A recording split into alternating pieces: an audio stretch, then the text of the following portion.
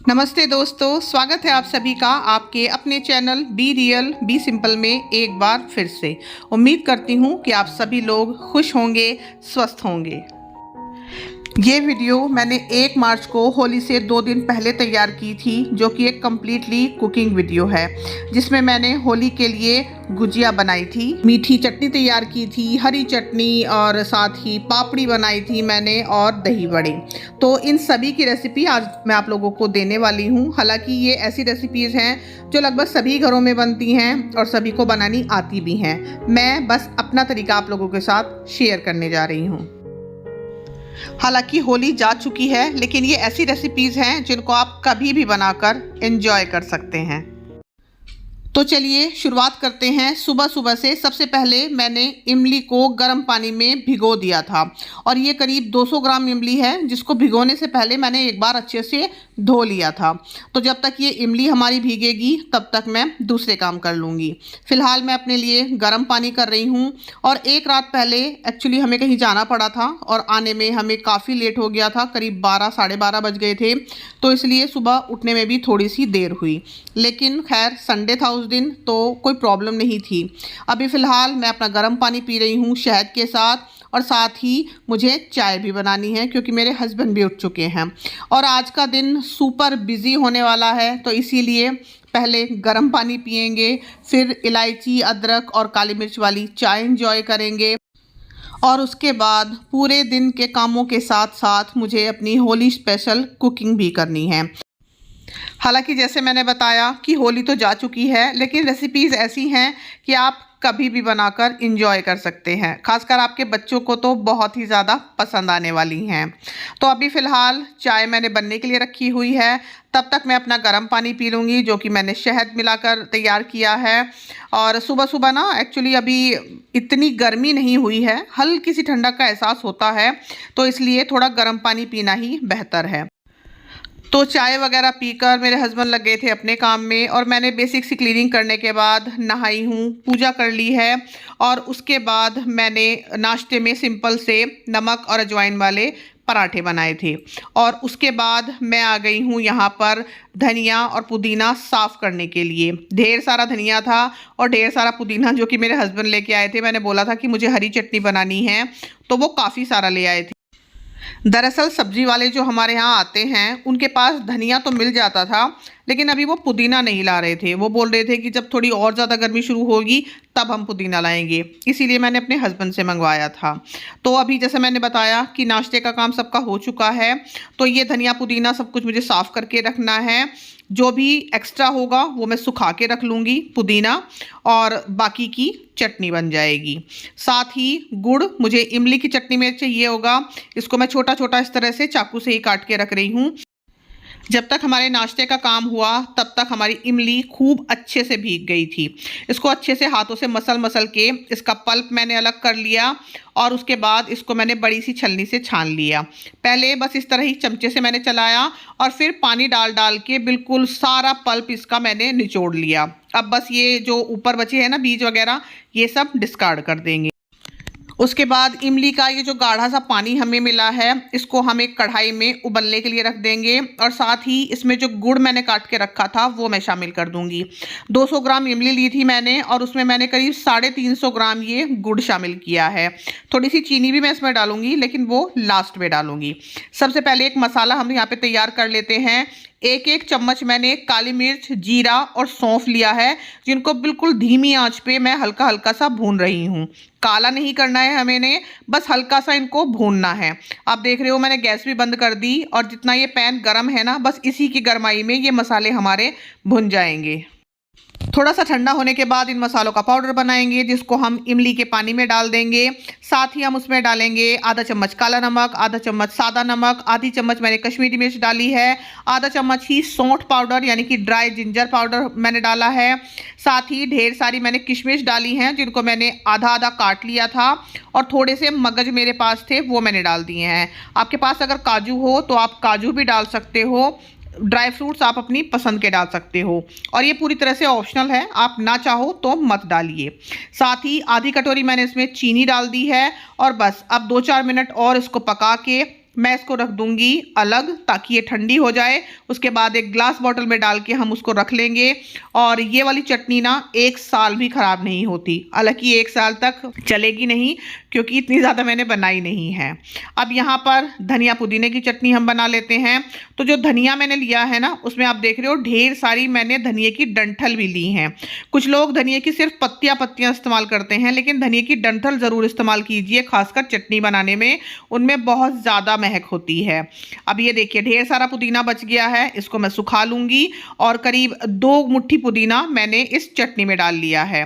साथ ही थोड़ा सा अदरक मैंने डाला है और थोड़ी सी हरी मिर्चें जो कि लाल हो चुकी हैं, नमक, ज़ीरा और बस 4-5 आइस क्यूब डाल के हम अपनी हरी चटनी को तैयार कर लेंगे। तो इस चटनी के लिए आपने देखा कि मैंने धनिए को बहुत ज़्यादा कोई बारीक नहीं काटा, बस रफली ही उसको चॉप किया था। और धनिए का आधा मैंने उसमें पुदीना डाला था।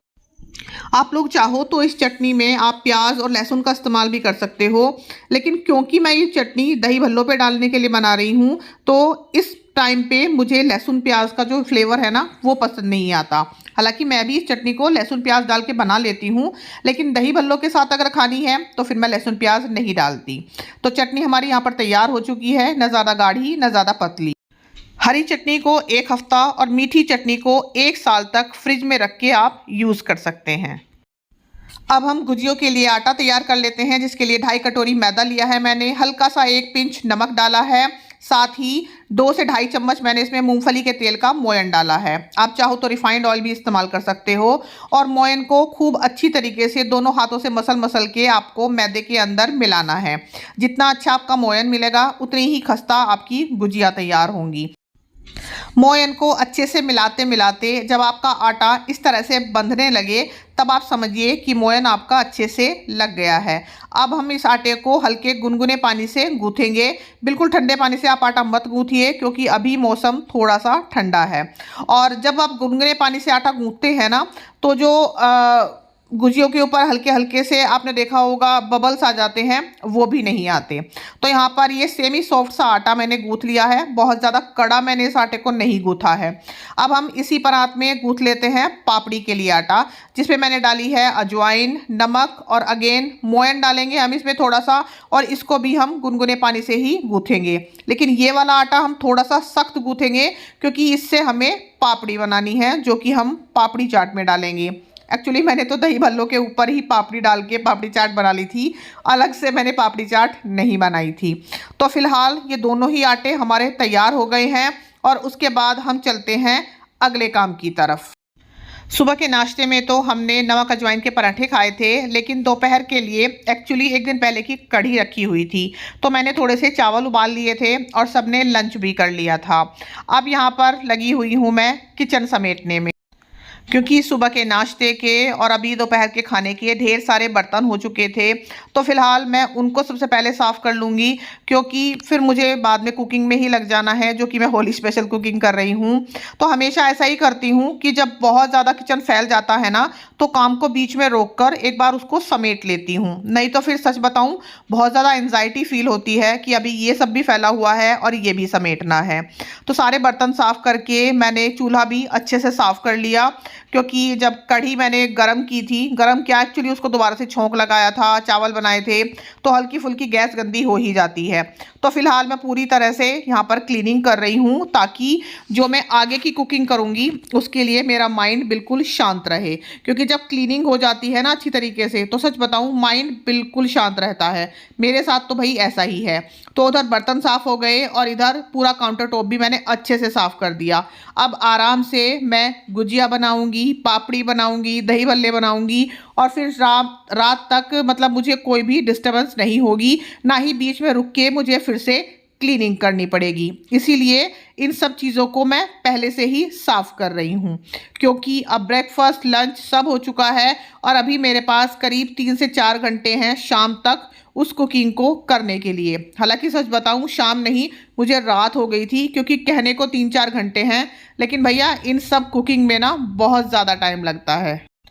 तो किचन वगैरह सारी समेटने के बाद मैंने यहाँ पर दही भल्लों के लिए दाल भिगो दी है।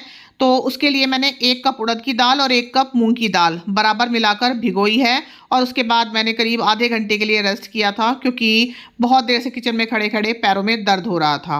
अब यहाँ पर दोबारा से आ गई हूँ मैं तैयारी करने के लिए। तो गुजिया बनाने के लिए मैंने 1 चम्मच घी में 1 चमचा सूजी को अच्छे से भून लिया है। साथ ही थोड़े से ड्राई फ्रूट्स हैं मेरे पास, काजू और बादाम, इनको मैं इस चॉपर में चॉप कर लूँगी। और जो किशमिश हैं वो तो पहले से ही बची हुई हैं, जो मैंने इमली की चटनी में डाली थी ना, उसी में से मैंने थोड़ी सी बचा ली थी। और ये वाला जो चॉपर है ना, ये बड़े ही काम का है। आप देखिए कितना अच्छा रिजल्ट है इसका। बस 1-2 बार इस तरह से घुमाते ही बिल्कुल बारीक बारीक ड्राई फ्रूट्स आपके चॉप हो जाते हैं, जो कि आप हाथ से कभी भी नहीं कर पाएंगे। ये छोटा सा ड्राई फ्रूट कटर मैंने 3 साल पहले फ्लिपकार्ट से मंगाया था, सिर्फ 150 रुपये का आया था। और इसका मैं डिस्क्रिप्शन बॉक्स में आप लोगों को लिंक दे दूंगी, अगर आप चाहें तो ख़रीद सकते हैं। काफ़ी किफ़ायती और काम में आने वाली चीज़ है। तो यहाँ पर काजू, किशमिश और बादाम जो मैंने बारीक बारीक काट के रखे थे, उनको मैं सूजी के साथ ही हल्का सा भून रही हूँ ताकि उनका कच्चापन निकल जाए। और उसके बाद इसी कढ़ाई में मैं भूनूंगी मावा, जो कि मेरे हस्बैंड ने काफ़ी लेट ला के दिया था और इसीलिए इस सारे काम में मुझे लेट हो गया था। तो जो मावा है उसको मैं अच्छे से भूनूंगी ताकि उसका कच्चापन निकल जाए और साथ ही वो भूनते भूनते थोड़ा ब्राउनिश कलर का हो जाए। इस स्टेज तक आपको उसको भूनना है। अब जो सूजी हमने भून के रखी थी और ये मावा, इन दोनों को मैंने एक जगह मिला के रख दिया था ताकि मावे की गरमाई से सूजी थोड़ी सी फूल जाए। अब जब ये बिल्कुल ठंडा हो गया, उसके बाद मैंने इसमें बूरा मिलाया है मीठे के लिए। आप चाहो तो पिसी हुई चीनी भी मिला सकते हो, लेकिन जो भी मीठा मिलाओ इसके ठंडा होने के बाद ही मिलाइए। अगर गरम गरम मावे में आप मीठा मिला दोगे तो फिर ये जो हमारा मिक्सचर बना है ना, ये बहुत ज़्यादा रनी बनेगा और फिर हमें गुजिया बनाने में प्रॉब्लम होगी। तो यहाँ पर जो गुजिया का आटा हमने बनाया था, उसकी एक बड़ी सी मैंने रोटी बना ली है, पतली सी, और मैं कटोरी की हेल्प से इसकी छोटे छोटे से सर्कल काट लूँगी। आप चाहो तो अलग अलग भी छोटी छोटी सी पूरियां बेल सकते हो, जैसे भी आपको सुविधा लगे। मैं कटोरी की हेल्प से इसलिए काट रही हूँ ताकि सारी जो गुजियां हैं उनका शेप लगभग एक जैसा रहे। हालांकि मैंने अलग अलग शेप की गुजिया बनाई थी तो इसका कोई फ़ायदा तो मुझे हुआ नहीं, लेकिन फिर भी मैंने इस तरह से ही सारे सर्कल काट के तैयार कर लिए थे। और साथ ही मैंने थोड़ा सा मैदा और थोड़े पानी के साथ एक ये चिपचिपा सा घोल तैयार कर लिया था, जो हम गुजिया को चिपकाने में इस्तेमाल।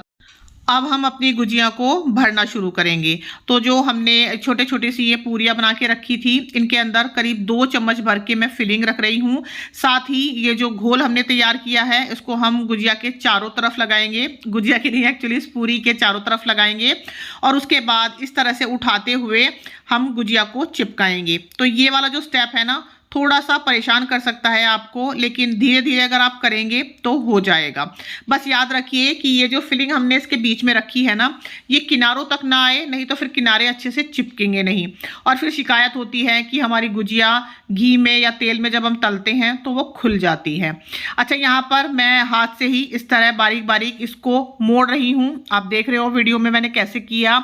आप अगर ऐसे ना करना चाहो तो आप गुजिया को सांचे से भी बना सकते हैं, गुजिया के सांचे भी आते हैं अलग से, या फिर आप ये वाला तरीका भी यूज़ कर सकते हैं जो मैं कर रही हूँ। ये देखिए, जो फिलिंग है उसको मैंने थोड़ा सा हाथ से बांधा ताकि वो ज़्यादा बिखरे नहीं, और फिर इस तरह से चारों तरफ उसके घोल लगाया, अच्छे से इसके किनारों को मैंने चिपकाया। और उसके बाद हम ये जो खाना खाने वाला कांटा होता है ना, इसको लेंगे और इस तरह से इसके किनारों को अच्छे से प्रेस कर देंगे। तो ये वाला तरीका भी आप इस्तेमाल कर सकते हो अगर आपके पास गुजिया का साँचा नहीं है। और इसी को हम दूसरी तरीके से भी बनाएंगे, जो आप आगे वीडियो में देखोगे। मतलब बहुत सारी शेप मैंने बनाई थी गुजिया की। एक शेप तो ये हो गई, एक मैंने इससे पहले दिखाई आपको, जो आप हाथों से अंदर तक फोल्ड करते हो। दूसरी शेप हो जाएगी ये, जिसमें हम 2 पूरियों का इस्तेमाल करेंगे।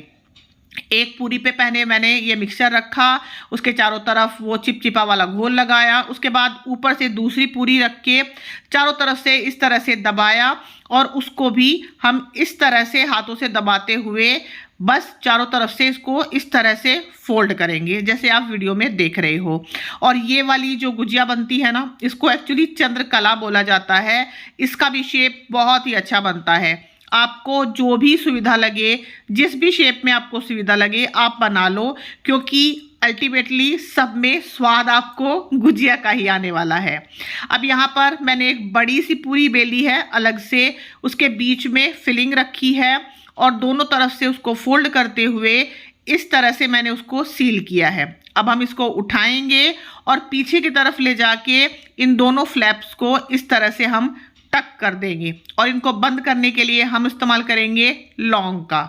तो ये वाली जो बनती है ना रेसिपी, इसका नाम एक्चुअली लौंग लतिका है, लेकिन अगेन मैं कहूँगी कि आप किसी भी तरीके से बना लीजिए, सब में आपको गुजिया का ही स्वाद आने वाला है। तो मैंने 3-4 तरीके आप लोगों के साथ शेयर किए, आपको जो भी अच्छा लगे और जो भी आसान लगे उसी को आप बनाइएगा और गुजिया इंजॉय कीजिएगा। तो बिल्कुल हल्के गरम तेल में आपको इनको तलना है। बहुत ज़्यादा गरम तेल में अगर आप इनको डाल देंगे तो एक तो इनके ऊपर वो बबल्स आ जाएंगे और दूसरा ये ऊपर से तो सिक जाएंगी, अंदर से कच्ची रह जाएंगी। तो बिल्कुल धीमी गैस पे आपको इनको सेकना है ताकि इन पे सुनहरा सा रंग आए। अब देखिए एक और तरीका मैं आप लोगों को बता रही हूँ। जो 2 पूरी हमने एक साथ ज्वाइन की थी ना, उनको आप अगर चंद्रकला का शेप नहीं देना चाहते हैं तो उनको भी इस तरह से कांटे से चारों तरफ से आप दबाइए और हल्का हल्का सा किसी चाकू या चम्मच की मदद से उनको इस तरह की शेप दीजिए। आप वीडियो में देख सकते हैं कि मैं किस तरह कर रही हूँ, शायद मेरे बताने से पता ना चले, लेकिन वीडियो में देख के आप लोगों को पता चल जाएगा। तो एक ये वाली शेप भी मैंने बनाई थी और ये बड़ी ही सुंदर लगी थी। तो यहाँ पर देखिए जो पहला बैच मैंने गुजियों का सीखने के लिए डाला था उन पर कितना अच्छा कलर आया। हालांकि जो बाद का बैच मैंने सेका था ना, उसमें आंच थोड़ी सी तेज हो गई थी और गुजियों का कलर थोड़ा सा डार्क हो गया था, लेकिन ये वाला बैच एकदम परफेक्ट सीखा था। बिल्कुल वो हल्का जो सुनहरा सा कलर आता है ना, वो वाला, जो दिखने में भी बहुत सुंदर लगा था और खाने में तो लाजवाब था। हालांकि जो बैच थोड़ा सा ज़्यादा सीख गया था मुझसे, उसमें भी स्वाद में कहीं से कहीं तक कॉम्प्रोमाइज़ नहीं हुआ था, लेकिन बस उसका थोड़ा सा लुक खराब हो गया था। तो यहाँ पर ये वाली गुजिया जो अभी मैंने बताया आपको, ये भी मैंने 4-5 बनाई थी और साथ ही सेमी सर्कल में भी यही वाला शेप मैंने बनाया था। सेम, बस गुजिया को भरा, चारों तरफ से उसको चिपकाया, कांटे से उस पर अच्छे से निशान लगाए और फिर उसके बाद चाकू से इस तरह का उसको शेप दे दिया। तो मैंने 4-5 शेप की गुजिया आप लोगों के साथ शेयर कर दी। आप लोगों को जिस भी शेप में सुविधा लगे आप वही बनाइएगा। साथ ही गुजिया को मीठी करने के लिए यहाँ पर मैं चाशनी बना रही हूँ और चाशनी के लिए मैंने बराबर चीनी और बराबर पानी लिया है, यानी कि 2 कटोरी चीनी 2 कटोरी ही पानी। अब जब तक हमारी गुजिया के लिए चाशनी बन रही है तब तक ये जो बाकी का बैच मैंने तैयार किया था ना, वो मैंने सेक लिया। और जैसा मैंने बताया ना कि एक बैच मुझसे कुछ ज़्यादा ही सीख गया था, तो वो देखिए ये है। इसमें कुछ गुजिया मुझसे कुछ ज़्यादा ही सीख गई थी, जिनका कलर थोड़ा सा ना मतलब ब्राउनिश की जगह काला हो गया था। कुछ गुजिया तो ब्राउनिश हुई थी, लेकिन कुछ पूरी तरह से कंप्लीटली काली हो गई थी। तो इसीलिए मैं कह रही हूँ कि गुजिया को आप हल्की आंच पे सेकिए और थोड़ा टाइम लगाइए, क्योंकि देखिए इन सब चीज़ों में ना थोड़ा सा टाइम लगता है। आप इन सब चीज़ों को फटाफट नहीं कर सकते, आपको गैस मीडियम टू स्लो ही रखनी पड़ेगी। अगर आप हल्की सी भी गैस तेज करोगे तो आपकी गुजिया जल जाएंगी और अंदर से वो बिल्कुल कच्ची रह जाएंगी, जैसा कि मेरे साथ हुआ था। तो यहाँ पर आप देख सकते हो कुछ गुजिया बहुत ज़्यादा सिक गई हैं और कुछ का बिल्कुल अच्छा वो गोल्डन वाला कलर आया है। तो चलो जैसी भी बनी, लेकिन सच बताऊं स्वाद में बिल्कुल भी कॉम्प्रोमाइज़ नहीं हुआ। सारी गुजिया बहुत ज़्यादा टेस्टी बनी थी। हाँ, थोड़ा सा लुक में कॉम्प्रोमाइज़ करना पड़ गया था। तो सारी गुजिया को मैंने एक प्लेट में रखा और ऊपर से मैंने इनके ऊपर चाशनी डाल दी। आप चाहो तो गुजिया को चाशनी में भी डाल के भिगो के रख सकते हो, लेकिन मैंने बस इसी तरह से किया था। तो ये जो दाल थी हमारी, ये खूब अच्छे से भीग गई थी, करीब 4 से 5 घंटे हो चुके थे इसको भीगे हुए। अब इसको मैंने मिक्सी के जार में डाल दिया है और इसको बिल्कुल नाम मात्र का पानी डाल के आपको पीसना है। बहुत ज़्यादा पानी आपको इस दाल को पीसते हुए नहीं डालना है। और जब तक ये दाल पीसने की बारी आई थी ना, तब तक मैं बहुत ज़्यादा थक चुकी थी। बहुत ज़्यादा सफोकेशन मुझे महसूस हो रही थी। पता नहीं क्यों एकदम से ऐसा लग रहा था कि बहुत ज़्यादा गर्मी लग रही है। तो इसीलिए मैंने पहले मुँह हाथ धोए और अपने कपड़े चेंज किए, रिलैक्स सी अपनी टी शर्ट पहनी।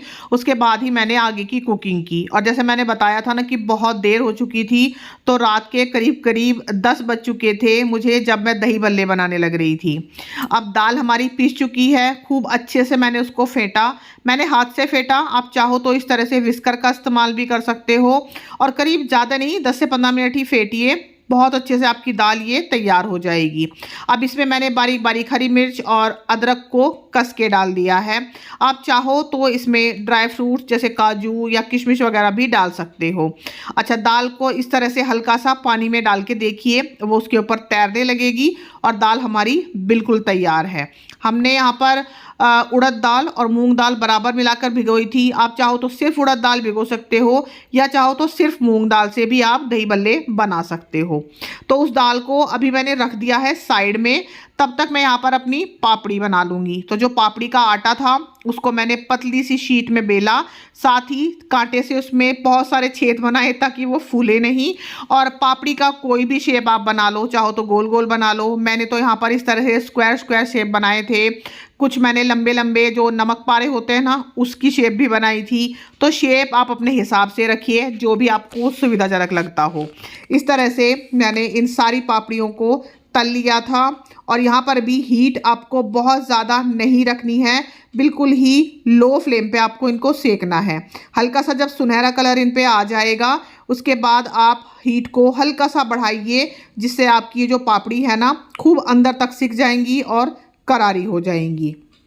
तो अगेन, दही बल्ले बनाने हो, आपको गुजिया बनानी हो या पापड़ी बनानी हो, सब में सबसे मेजर रोल होता है हीट का। अगर आप बहुत ज़्यादा तेल गरम करोगे ना, तो सच बताऊं आपकी सारी मेहनत ख़राब हो जाएगी, जो कि थोड़ी सी मेरी भी हो गई थी। तो यहाँ पर पापड़ी का एक बैच सिक गया है, मैंने दिखाया आपको कितनी करारी बनी। साथ ही दूसरा बैच मैं सेक रही हूँ और तीसरी रोटी मैंने बेल के रखी है। अब इनको मैं छोटे छोटे से इस तरह से नमक पारे का शेप दे रही हूँ। तो जो भी शेप आप बनाना चाहो बना लो, बस हमेशा इसी बात का ध्यान रखिए कि आंच आपको बहुत ज़्यादा तेज नहीं करनी है। और ये वाली जो पापड़ी थी ना, ये मैंने दही बल्लों में इस्तेमाल की थी। और जो बाकी मैंने मटर के शेप में बनाई थी, मटर बोलते हैं हमारे यहाँ उनको, उसको बच्चों ने फिर चाय के साथ एंजॉय किया था अगले 2-3 दिनों तक। अब पापड़ी भी हमारी सारी तैयार हो गई हैं। उसके बाद मैंने भल्ले बनाने शुरू कर दिए थे। जो दाल हमने फेंट के रखी थी, उसको इस तरह से पकौड़ियों की तरह हम यहाँ पर छोड़ते हुए जा रहे हैं। और इस दाल के मिक्सचर में ना, एक्चुअली मैं जीरा डालना भूल गई थी, जो मैंने दूसरे बैच में डाला था। तो जैसा मैं कह रही हूँ, सुबह से ना इन कामों में थोड़ी सी गड़बड़ होती जा रही है। जैसे कि गुजिया का एक बैच ज़्यादा सीख गया, दही बल्लों के मिक्सचर में मैं जीरा डालना भूल गई, जो कि मैंने दूसरे बैच में डाला था। तो बस इनको हम यहाँ पर सेकते जा रहे हैं। अच्छा, दही बल्ले मैंने सेक तो सारे लिए थे, लेकिन रात के खाने के लिए बस मैंने थोड़े से ही पानी में भिगोए थे, क्योंकि इनको आपको गर्म पानी में भिगोना होता है, हल्के गर्म पानी में, जिसमें मैंने थोड़ा सा नमक डाला है और थोड़ा सा हींग। तो पानी बहुत ज़्यादा गर्म हो गया था, तो उसको मैंने फिर थोड़ा सा ठंडा किया, मतलब उसमें थोड़ा सा ठंडा पानी मैंने मिलाया था।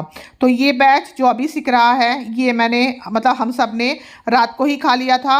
लेकिन बाकी जो दही भल्ले थे वो मैंने सेक के रख दिए थे, क्योंकि दही भल्लों को आप बनाकर 1 हफ्ते के लिए भी फ्रिज में रख सकते हैं। उसके बाद जब भी आपको खाने हो तो आप दही बल्लों को पानी में भिगोइए 10 से 15 मिनट के लिए, वही नमक और हींग वाले पानी में। और उसके बाद दही में मिला के मीठी चटनी, हरी चटनी, पापड़ी, नमक, चाट मसाला और मतलब ढेर सारे आइटम के साथ आप उसको एंजॉय कीजिए। तो यहाँ पर वानी भी आ गई थी मेरी हेल्प करने के लिए, क्योंकि मुझे किचन में लगे लगे बहुत देर हो चुकी थी। तो चलिए अब मैं इस वीडियो को एंड करती हूँ। रेसिपीज़ ट्राई ज़रूर कीजिएगा, और कैसी बनी आपकी रेसिपीज़ मुझे कमेंट सेक्शन में बताइएगा। अगली वीडियो को लेकर जल्दी ही आप लोगों से मिलूँगी। तब तक के लिए अपना ढेर सारा ध्यान रखिएगा। Thank you so much for watching.